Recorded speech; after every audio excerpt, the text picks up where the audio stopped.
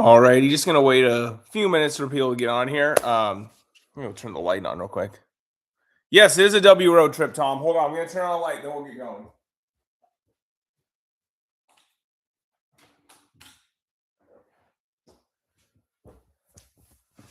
All right. Hope you all are having a good week so far. Good series for the Padres in Pittsburgh. They went 4-2 on the road trip. They're coming home 500. I think that's about as good as you could have asked for in Pittsburgh. I mean, really, they actually did better than I thought in Pittsburgh. I was not expecting to win this series. Because I figured, you got Marquez pitching Monday night. That scares you. Bubba Chandler, a good young arm. What up, Maddie? For Pittsburgh on Monday, and I'm like, well, we're facing Marquez, and I mean, we have Marquez going for us. We're facing Bubba Chandler. This is not going to go well. And then you're always worried about Skeens Tuesday. And then Keller's no slouch himself pitched today, as you saw. So I'm just like, I don't know. I mean, when we go 1-2 and then make it up against Colorado. Oh, there is. Yeah, I don't know how to fix that. I'm pretty new to this, so just bear with me on that. Yeah, but yeah, good series for sure. I would say. Took 2 or 3. Pittsburgh, like I said, after Sunday's game, after the Boston series, when I was talking about this series, I'm like, Pittsburgh's playing well. They came into the series, they swept Baltimore, they won the series in Cincinnati. They'd won 6 of 7 and 5 in a row overall, I believe it was, coming in to the series. So to take 2 out of 3 from them is good. The thing that I want to say about this is that Pittsburgh is likely one of those teams that's going to be in like the 80-something win range. So you want to have a tiebreaker over them, and winning 2 or 3 against them in Pittsburgh is big for that, because now you win the series against them in San Diego in August, then you get the tiebreaker. And even if you lose 2 or 3 when the Pirates come here in August, you still don't necessarily lose the tiebreaker. Because it would just go to the next one. So winning 2 or 3 in Pittsburgh, so huge for that reason. I thought they got some big hits when they needed to, especially in that 7th inning today. I'll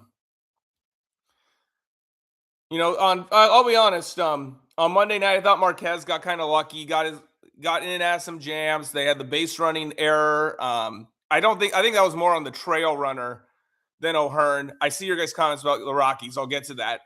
I thought it was more of the trail runner's fault than O'Hearn's, but either way, guy got thrown out home. I think Marquez got a little lucky to get through 5, but he did. Then the Padres, took advantage of some bad defense by Pittsburgh.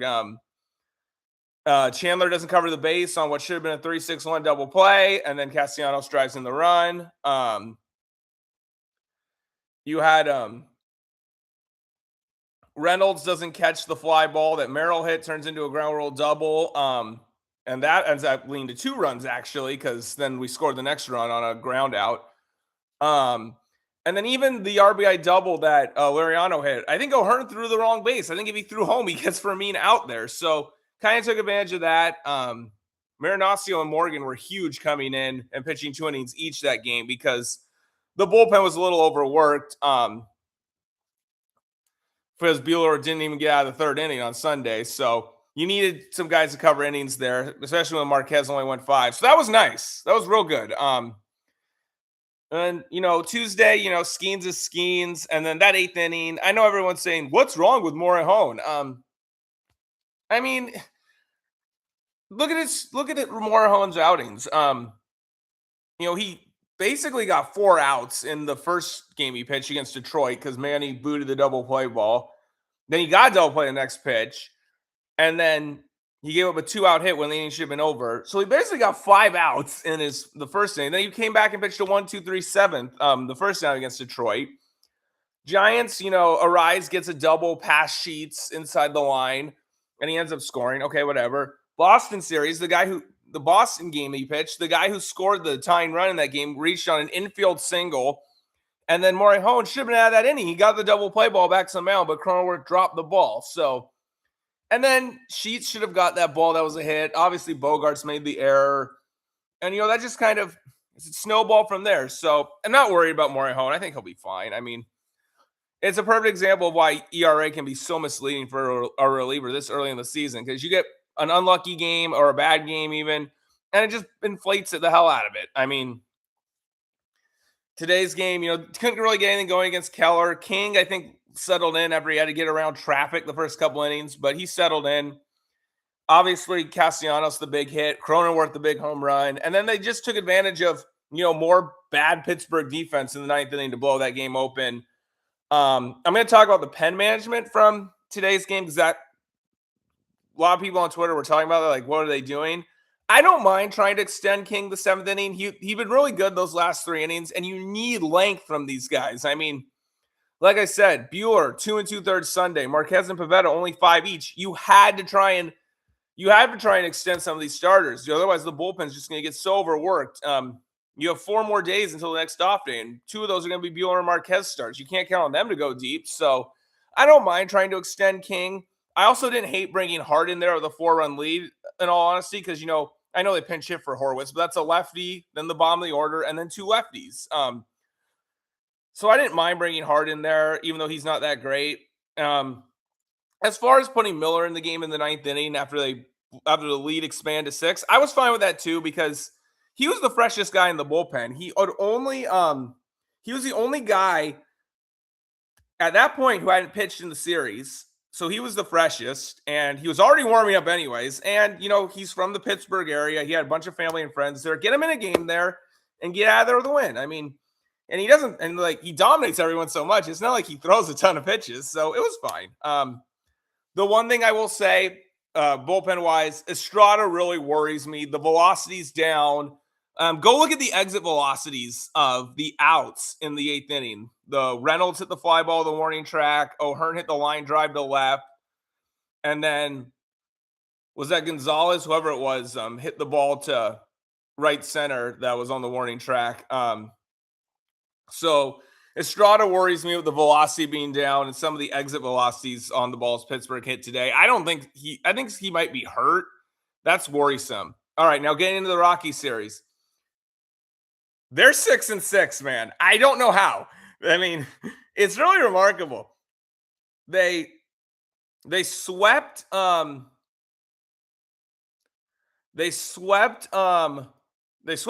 at Coors Field. They won the last game against Philadelphia, and before they played Philadelphia, they won 2 of 3 against the Blue Jays in Toronto. So I don't know. Colorado, man, they might be a little bit better this year. I'll look at the pitching matchups right now. I actually didn't look at this before I came on here.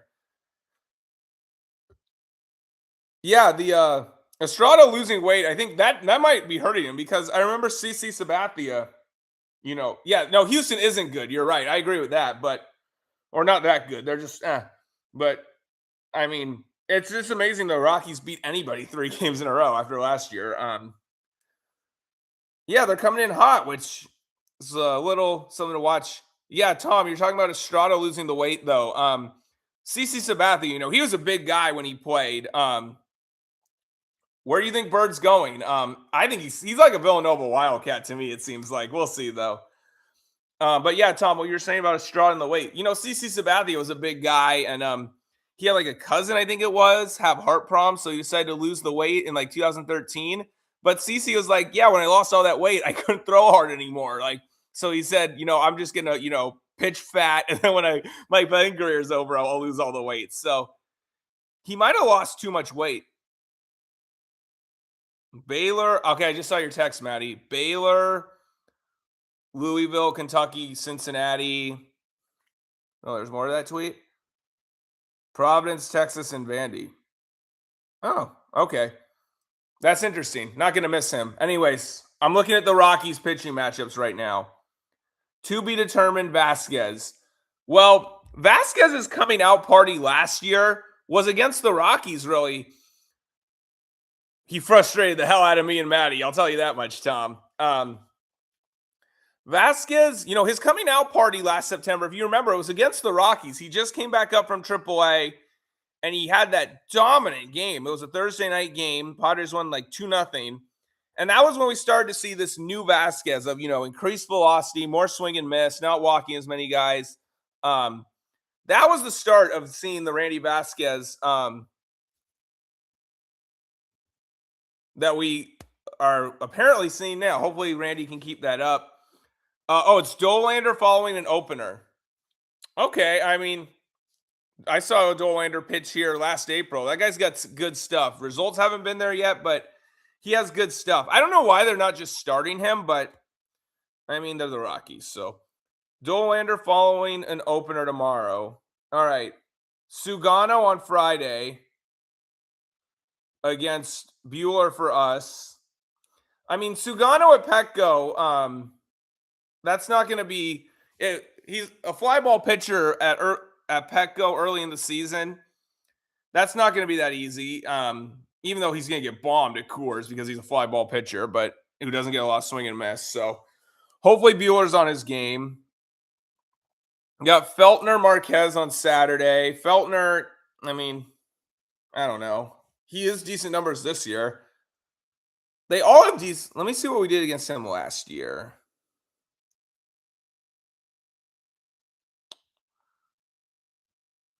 Feltner. We didn't face him last year. Did we face him in 24? All right, we got 4 runs against him at Coors in April. And all right, we've only faced Feltner once. So that's interesting to me. And then Freeland at Petco, I mean, well, that's going to be against Pivetta. Pivetta should do well against the Rockies. Although Freeland's pitched well against us at Petco in the past, but Pivetta should do very well against the Rockies at Petco. Yeah, 3 or 4 would be awesome against the Rockies. It's funny, you told me, Maddie, you wanted a 4-3 week. And then I texted you after we won today. I was like, how about make it 5-2 since we went 2-1 in Pittsburgh? Because I was honestly expecting to lose 2-3 in Pittsburgh. So I don't know. It's going to be an interesting series. I won't be mad if they split because the Rockies are coming in playing well. I know that sounds weird to say because they're the Rockies, but they've won 6 of 9 since they started 0-3. So they have been playing well. A split when I wouldn't be sitting here crying on Sunday night if we only split. But 3 or 4 would be awesome. And I mean, it's doable if Vasquez does what he did his first 2 starts and Pivetta does what he's capable of doing, and he looked good again on Tuesday night in Pittsburgh, then you should win those 2 games. So then if you win one of the Buehler or Marquez starts, you can take 3 or 4. So yeah, I think 3 or 4 is still very doable. I'm not going to expect a 4-game sweep, not the way the Rockies have been playing. Yeah, we do have a doable schedule because this next thing we get into is the second leg of this 2-series homestand coming up is Seattle. And the Mariners, they were so close to the World Series last year. They got Naylor back, got Brendan Donovan. I was like, Seattle's going to be really good. They might get to the World Series this year. The Mariners have been awful. I mean, they've lost 5 straight. The last 2 in Anaheim against the Angels. They got swept by the Rangers in Texas. I mean, the Mariners have been playing awful. Nobody is hitting. So, yeah, exactly. Nobody's hitting. Raleigh's numbers are awful. Julio's numbers are awful. Arozarena's okay. He's better than the other 2, but not doing that much. Yeah, I mean, the only problem with the Mariners is that, we haven't played well against the Mariners in recent years. I mean, the Mariners have won the last 5. Mariners have won 6 of the last 7 games. And 8 of the last 9 games the Mariners have played here in Seattle, they've won. I mean, here in San Diego, they've won. I would hope we're kind of due against them. I mean, it's just spring training, but we did seem to hit Castillo and some of their other pitchers in the spring training games we played. It's spring training, so I'm not going to say that is going to translate necessarily, but I don't know, it could. And then, after Seattle, you got the Angels in Anaheim. And yes, Tom, Maddie and I are going to the Saturday game in Anaheim, the 18th. The Saturday game, Maddie and I are going. Anaheim, that's manageable. I know the Angels won the series against Seattle, and like I just talked about, and they won the first game against the Braves. But I mean, that's a beatable team. I mean, they went. What's the Angels' record? So they went 2-2 in Houston. They lost 2 or 3 of the Cubs. Then they lost I believe the Angels are 6-6.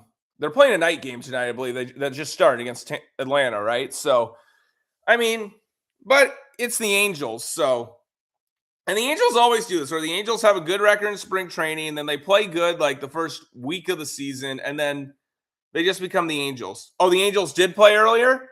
Did they win? Let me look that up real quick. They lost. Okay, so they're 6-7. All right. I mean, whatever. I mean, yeah. Okay. So, yeah, Angels are beatable. Then you play the Rockies again in Colorado. Yes, they did lose the last 2 of the Braves. I saw last night's game. That brawl was insane. And then you got the Diamondbacks, 2 games in Mexico City. And then the Cubs have not been playing that well, and they got a bunch of pitching injuries. Oh, they're doing well this year. Looks like they won the last 2 in Tampa. But Cubs got some pitching injuries. They don't look as formidable as I thought they were going to look. So, and we haven't lost a series to the Cubs at Petco. And let's see, we won 2 or 3 last year against the Cubs at Petco. Split a 4-game set in 23. Oh, we did lose 2 or 3 in 22, but yeah, I mean, the last couple of years, the last 3 years, the previous 3 years, the Cubs didn't win the series at Petco. So I think we should be able to do well there. Sorry, the glare was bothering me. The Blue Jays did suck at this time last year. They really got hot after. You're right, Tom. Toronto really got hot after they swept us in late May, or second half of May. NL is still wide open besides the Dodgers. Yeah, it is. I mean, who's the second best team? I mean, Philly lost 2 or 3 of the Giants. The Giants don't look that good. Cubs don't look as good as I thought. Milwaukee can do whatever they want in the regular season. I'll never be convinced about them as a playoff team. I don't think Cincinnati will keep this up with their pitching injuries. Pittsburgh, they're better this year, but we also saw in this series that they're still flawed. I mean, their defense was just awful in this series. They got so many guys playing that position, and they're really going to put Reynolds in left field. That's not good because he's not a good defensive outfielder. He's getting up there in age, and that's a big left field at PNC. So if they're really going to put O'Hearn in right and Reynolds in left, that's going to be a disaster at some point. Yeah, Arizona's okay. I mean, I don't know about them. Their lineup doesn't look as deep, and I know their bullpen's played well so far, but I don't expect them to keep that up. Arizona's probably like a 500 team, I would say.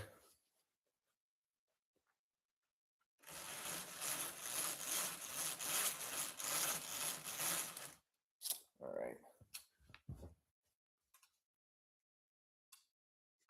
But yeah, I mean, other than the Dodgers, the NL doesn't look that good. I just want to say one thing too about the Dodgers, and I know you guys will agree with me on this, is that I'm so tired of Padre Twitter. They're like, oh my God, we're already. Oh, Cruz. I mean, Cruz, he's a great athlete, great talent, and he's going to get better. He's still really young, but that guy's a knucklehead. I mean, yeah, I don't know. I just feel like the Pirates are playing too many guys out of position, and their young pitching's interesting. Their offense is better this year, but I don't know. I still feel like they have a little too many weaknesses and a few a little too many weaknesses, and that they're just too flawed defensively. Like O'Hearn's not a right fielder, really. Um, Reynolds at left field at PNC, like I said, is going to be a disaster. Um, they'll be in the mix though. Like I said, I think they're going to be an 80 something win team. So you know, if they're an 80 something win team, then they're going to be right in that wild card mix. And so it's big that we're up 2-1 in the season series right now on them. Means if you win 2 out of 3 when they come to San Diego in August, you get the tiebreaker. Padre thing I want to point out, Castellanos needs to play every day at DH until further notice. Because that's a guy, it seemed like it was like a bad fit in Philadelphia, and he just took the money they offered him because nobody else offered him that money besides Philadelphia. So I think he was happy to have a fresh start, and he kind of knows that he's on his last chance. If it doesn't work out here, then Castellanos is probably done. In the major leagues, so he knows he's got to play well here. And he's been clutch so far. I mean, got the RBI, the first RBI on Monday, the big 2-run double today. And yeah, you saw the thing Matt Scraby tweeted today where he has 20 fewer plate appearances than he's third on the team in RBIs, and he has 20 fewer play appearances than Merrill and I think it's Liriano that have the second most RBI. So, yeah. Oh yeah, I would totally take that 6-6, Maddie, because I knew you were gonna. I knew we were gonna face Skubal and Valdez the first 2 games. I knew we were gonna see Webb in the San Francisco series. I expected Boston to be a lot better than they've been so far. Although they did just win a series against Milwaukee, so, and then I knew we'd see Skeens in Pittsburgh, so I'll definitely take the 6-6. Yeah, they really haven't hit yet, which is truly amazing. I mean, when you think about it, it's like you faced all those starters. Bueller looks like he can't pitch anymore, basically. And Marquez had a terrible first start, and you're 6-6. I mean, that's fine. I mean, I think that they will start. I think that get through these next 10 games. Tread water these next 10 games, and I'll tell you why I tread water these next 10. Because after the 4 Colorado, 3 Seattle, 3 against the Angels in Anaheim, after those 10, you're going to have Coors Field and Mexico City. Yeah, we have. We've won 6 of the 8, Matty. You're right. So when you go to those 3 games in Colorado and the 2 games against Arizona and Mexico City, where the elevation's crazy and the ball flies. Yeah, so I think those 5 games will really get the offense going if they're still struggling a little bit after these 10 games. Yeah,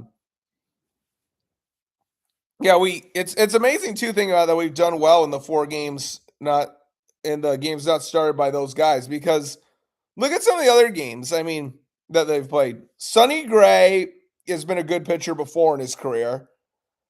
The early guy,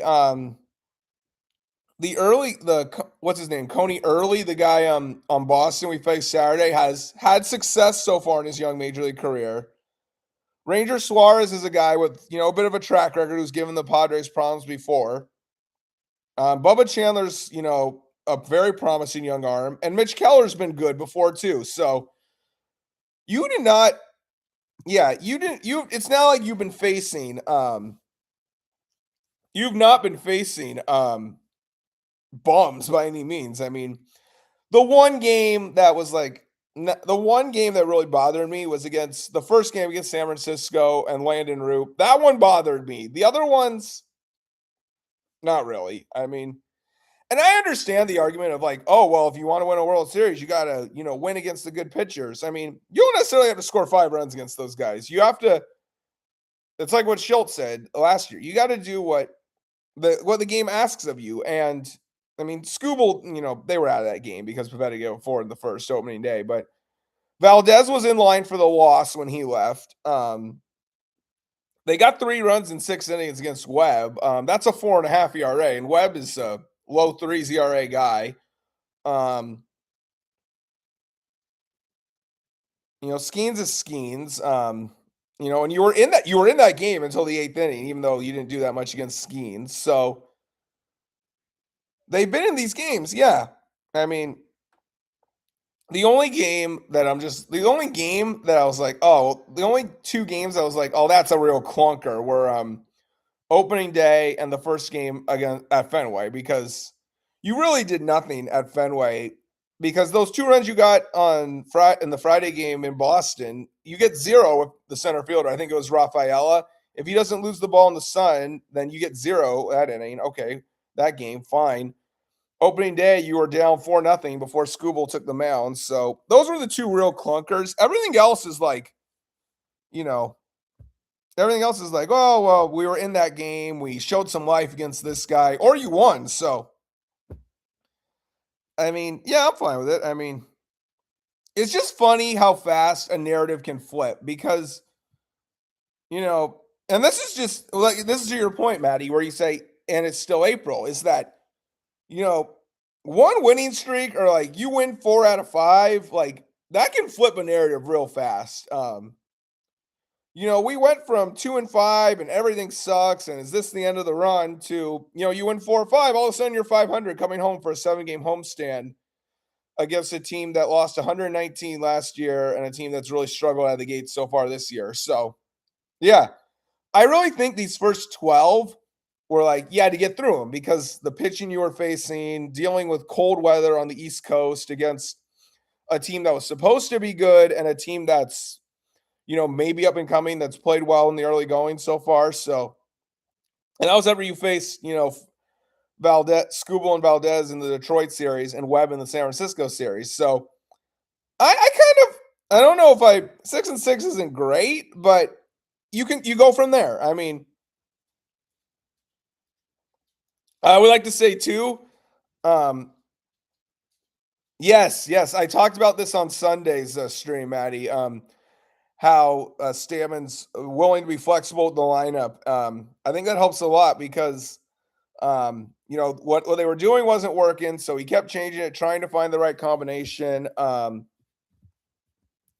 just hope that, though, my concern with that is that I hope he doesn't mess with it too much. Like, don't overthink it. Like, make changes when you need to make changes. I like that, but don't overthink it. Because Castellanos, until he doesn't hit, he needs to be in there at DH every day. I mean, he's driving in runs. He's playing with a little bit of an edge. Like, he's got something to prove, like I was talking about. So Castellanos got to be in the lineup every day until further notice.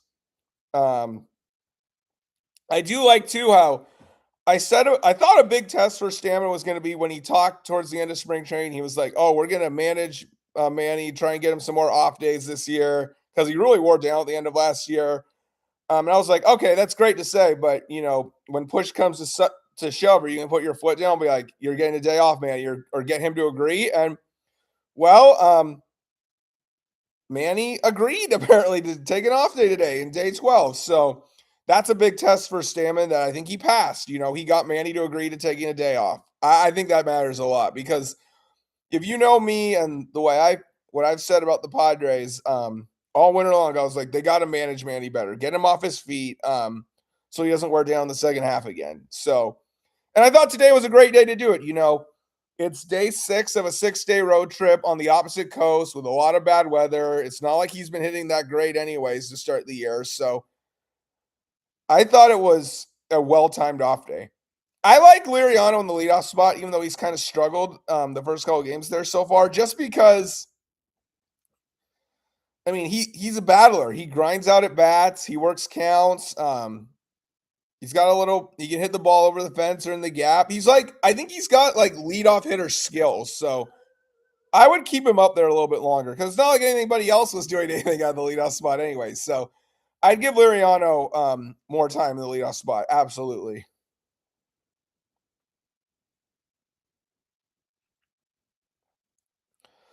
I like Merrill three. I like having Tatis, Merrill, and Machado back to back to back. I personally would have gone Tatis one, Merrill two, Machado three to start the year, but I'm fine with that as your 2, 3, 4. I like those three hitting consecutively in that order.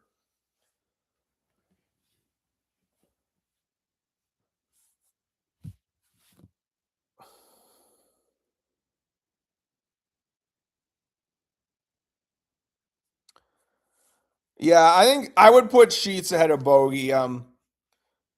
I mean, because the problem with Bogarts is that, you know, if he's hitting fifth, Machado fourth, they're just going to pitch around Machado the whole game. I don't like that. I don't like that.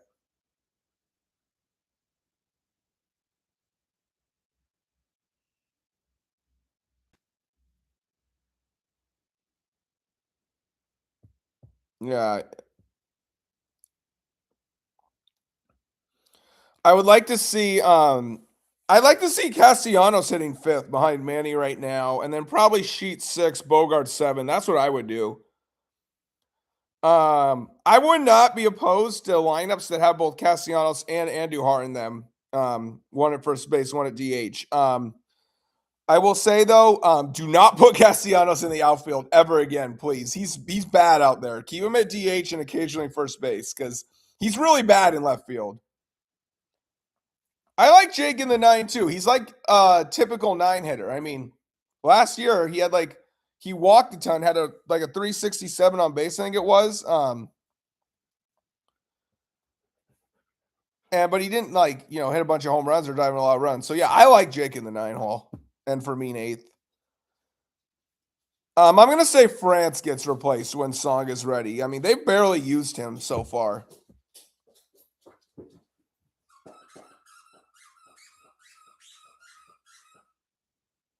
Yeah, France. I mean, you sometimes you forget Ty France is on the team, honestly.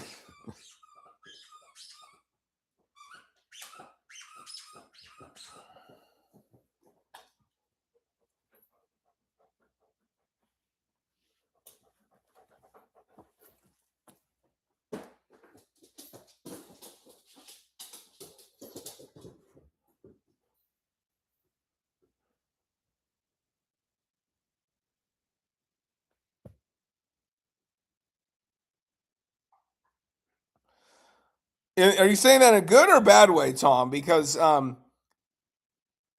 Andujar, he is. I mean, he hit 27 home runs with the Yankees his rookie year. He's not really a home run hitter, but he can at least hit a ball in the gap and hit occasional home run. He's not like a slap hitter. He's not a slugger, but he's also not exactly a slap hitter either. Like he had a double today. He can hit a double down the line or in the gap. Even though he doesn't have a ton of home run power anymore.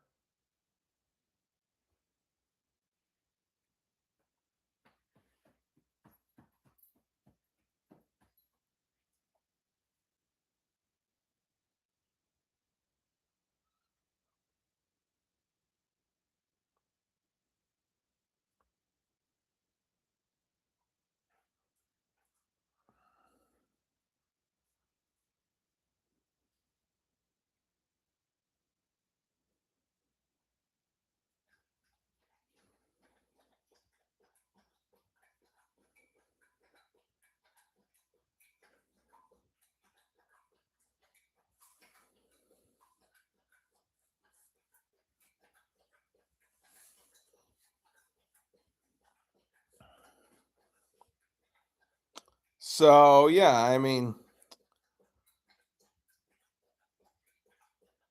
I don't. I gotta say about Campusano. I think I saw the tweet from Sammy earlier today. I think he went 3 for 9 with two doubles, two RBI doubles on this road trip. I mean, that's a little bit what I'd say. I like to see that from camp because Fermin's not. I said this on Sunday too. Fermin's not going to be a workhorse catcher because he was a backup to Perez all those years in Kansas City. So he doesn't. So he's not used to that kind of workload. When Adam comes back, I would put Estrada on the IL because I think he's hurt. I really think he's hurt. If his velocity's that down, then he has to be hurt. Because they said, oh well, it was cold in Boston that day, and he was tough for him to get the velo up. It was 60 and sunny in Pittsburgh today, man, and he was still not getting the velo up. He has to be hurt. So I would definitely IL Estrada when Adam comes back. Yeah, try and get him right because you can't even make the argument that like, oh well, he's trying to like take something off the fastball and make sure he throws strikes out of that horrible first outing because he wasn't exactly hitting 100 in that first outing, if I remember correctly. And you don't lose that much velocity if you're just taking something off to try and throw strikes. He got so lucky today in the eighth inning. Like you look at the box score, you're like, oh, 1 inning, no runs, and 1 hit, no walks. He did fine. If you actually saw the game, you would have been very scared and concerned. Like they got to put him on IL, figure out what's wrong with him.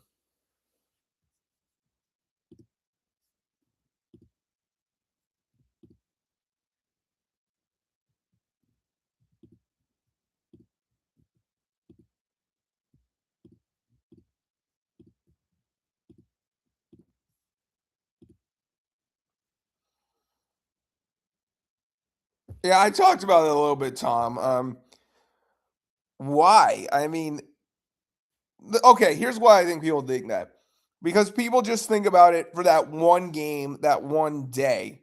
That's how Padre Twitter thinks. They're like, they only think about that game, that day. They don't understand, managing for 162, And like I said, Bueller didn't get out of the third inning on Sunday, and then Marquez and Pivetta only went 5 innings. Like, you're going to tax the crap out of the bullpen if you do that. You need length from somebody. So I don't think you can fault Stammen for trying to get an extra inning out of King. I mean, in all honesty, what Stammen was probably hoping was that King would get the two righties out, and then he'd bring Hart in, and Hart would get like 4 outs, and then they get it to the ninth. That's probably what Stammen was hoping for, which would have been great. I mean, because if your starter only goes 5 innings every game, that's going to really tax the bullpen. So I don't mind trying to get extra outs out of King there. Because you're not going to get Bueller and Marquez going deep into games. And even Randy, I don't remember too many times he's gone more than 6. He probably did once late last year. I think maybe that Rockies game I was talking about, he went more than 6, but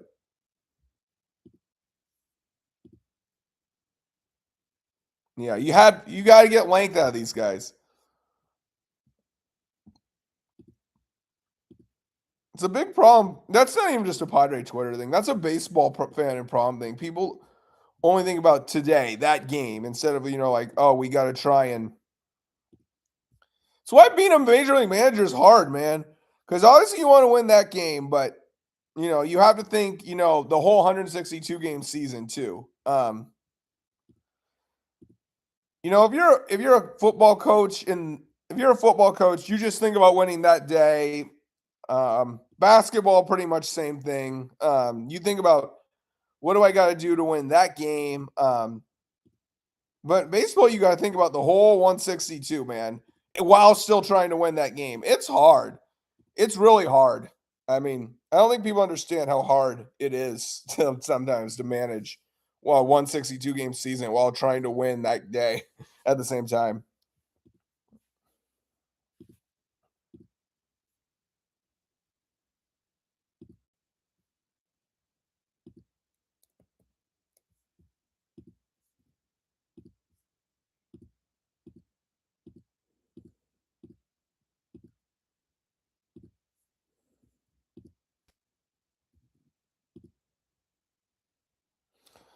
Yeah, NBA does load management. But that's a lot easier than that's a lot easier than managing in managing minutes in the NBA is a lot easier than managing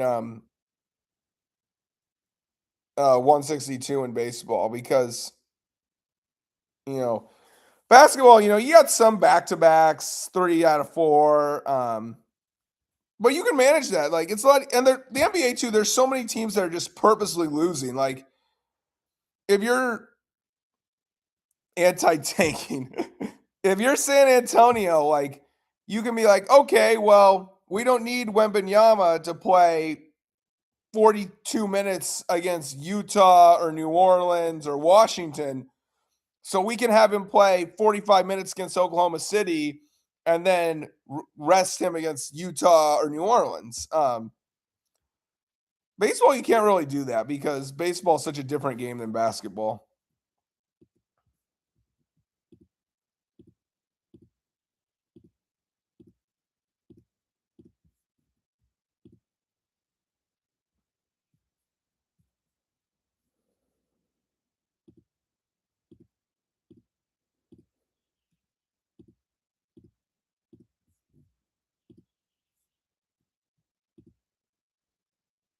Anti-tanking.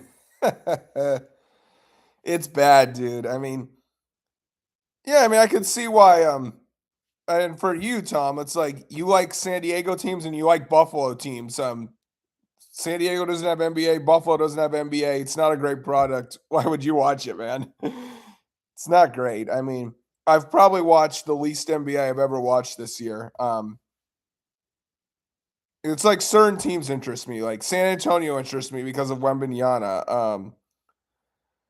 Denver with Jokic, they interest me. Teams like that.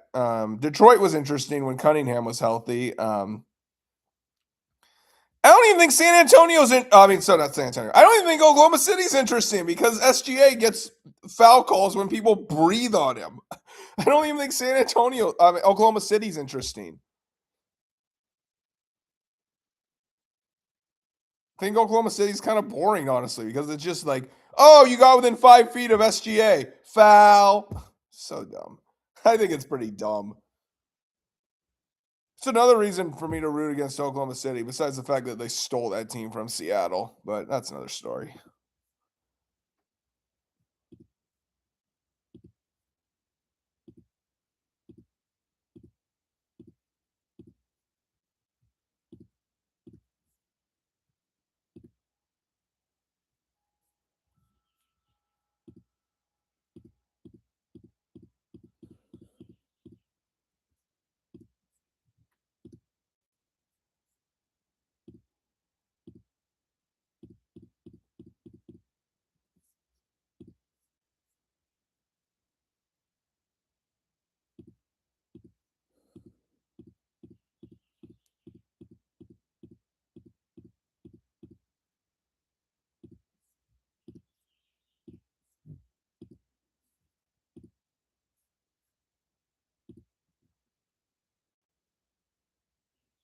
Yeah.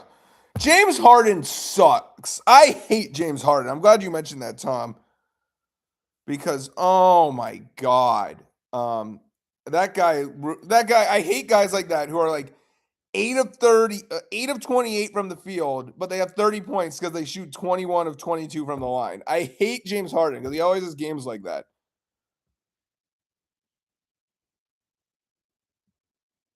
Oh, that's the biggest joke of all time, Tom. Because think about it this way. I mean, I've said this before, probably to you, honestly.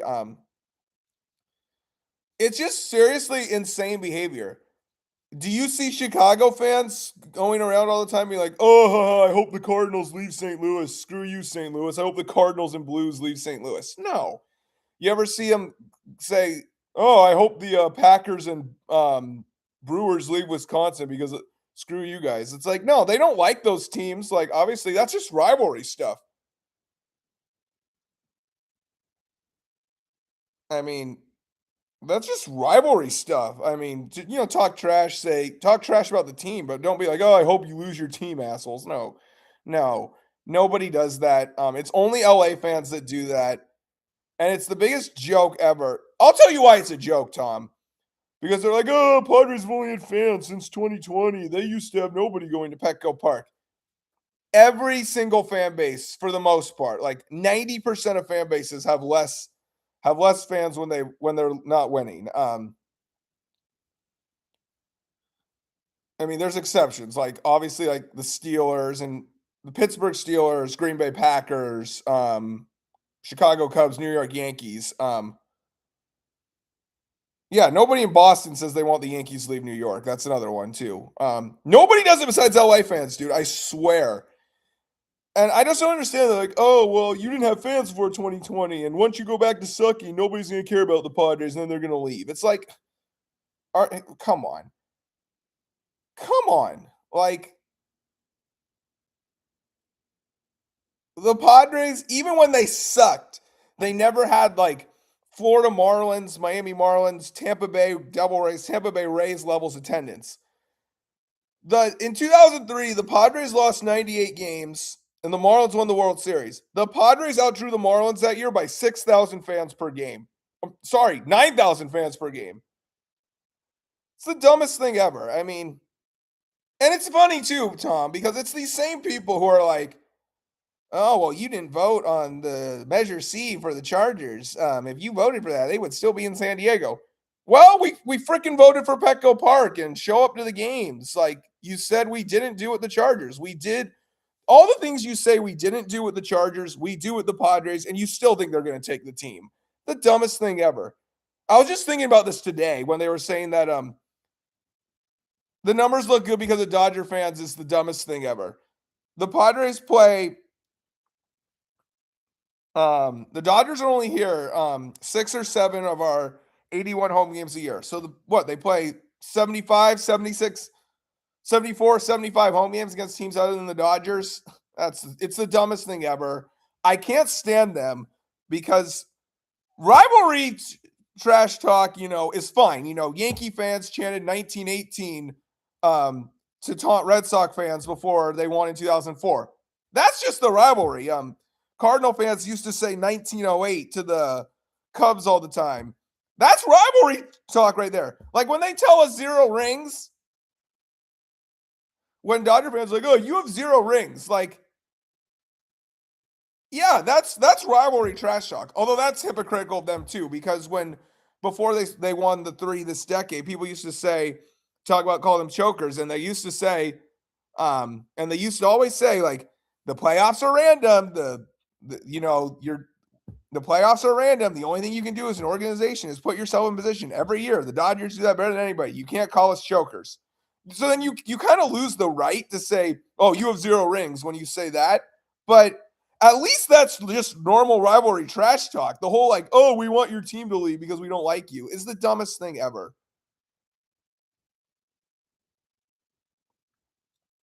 And what?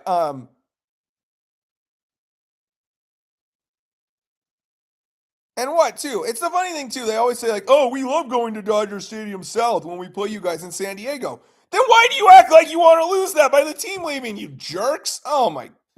It's the dumbest thing ever. And it's a total I don't even like talking about it. I brought it up because you mentioned it, Tom, but I don't even like talking about it because it should be a total non-story. I mean, what people don't realize is, like, even if, like, the Padres weren't drawing fans, okay? There's a reason the Miami Marlins are still in Miami when nobody goes to their games. There's a reason that Tampa Bay hasn't actually moved, even though people said that they were going to leave Tampa for feels like 20 years now. More like 15, but it's because you not only have to like be in a bad spot in your current market, you have to, have a market that's going to build a stadium, and you're gonna have to pay to probably have to contribute some of that stadium cost, and and then pay to move the team and all that. Nobody talks about that part of it. They're like, oh, well, the Padres are gonna be in in Portland or Charlotte, or like, is Charlotte or Portland gonna drop $1 billion for a new stadium? Like, no. And I see this one idiot is just always like, oh, San Diego's only the 30th largest media market. Once they stop selling out games, they're going to be gone because there's bigger markets that don't have a team. look at the markets that are bigger than San Diego. They don't have MLB. You got Orlando. That's right by Tampa, and Florida doesn't even support the NFL teams in their sorry, not NFL, MLB teams in their state currently. Um, Sacramento, that's basically a secondary market for the Giants and A's. Portland, is gonna have to fight to keep the Trailblazers, it sounds like.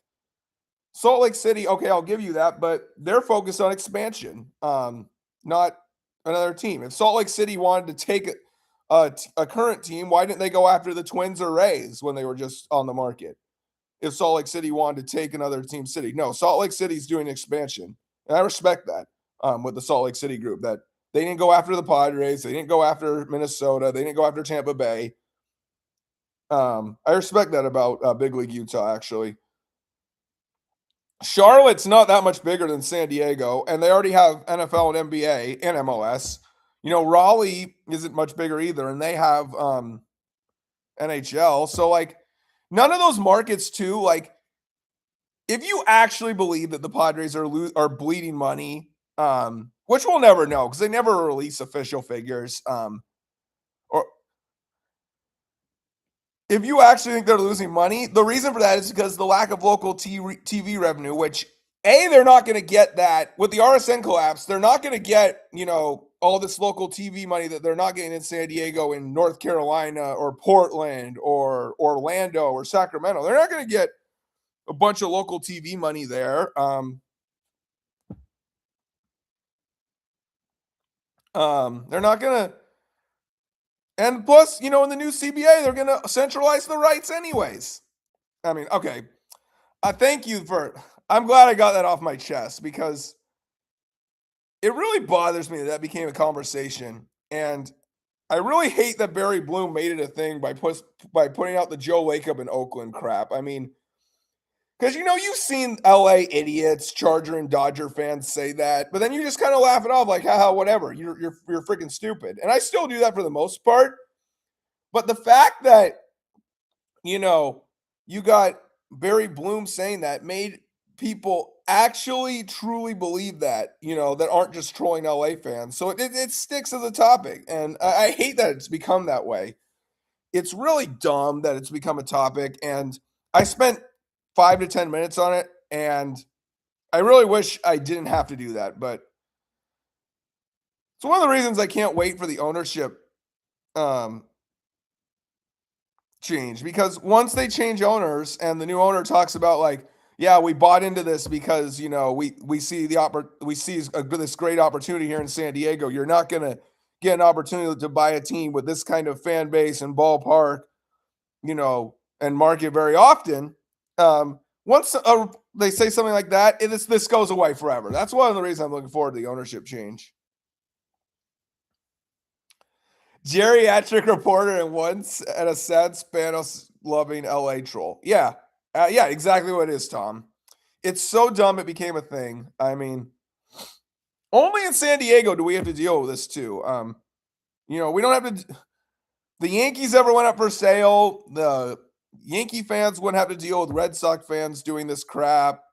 The Cubs didn't have to deal with this when they went up for sale in the late 2000s. When Anheuser-Busch put the Cardinals up for sale in the 90s, Chicago fans didn't do this to them. It just is so dumb that here in San Diego we're the only ones that have to put up with this crap. It really bothers me. All right, you guys got anything else? Or otherwise I'm going to wrap this up pretty soon. But if you got anything else for me, fire away. I said everything I want to say. So if you guys want to say something, go ahead. But otherwise I'm done.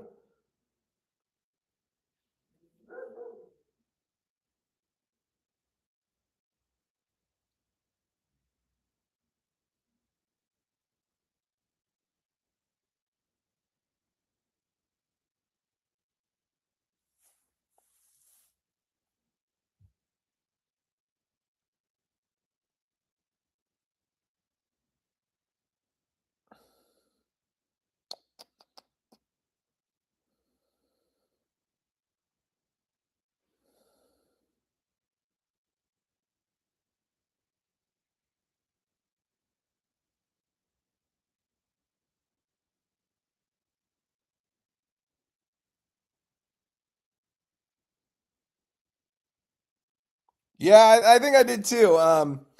Appreciate you guys hopping on. It's really fun having you guys on. You guys are awesome, Tom and Maddie. Really fun having you guys on. Add more people on Sunday when I did this, probably because it was the weekend. I did it a little earlier in the evening. I'll probably do another one after the Colorado series, or maybe I'll do it Monday because we're off Monday. But yeah, I'm gonna do one after the Colorado series either way. Haven't decided if it'll be Sunday after the Rockies series or Monday on the off day. But either way, I'm gonna do one then. Probably Sunday because that one had more people in it on Sunday. So I think I'm gonna do Sunday after the Colorado series. All right. Thanks for tuning in, guys. Appreciate it.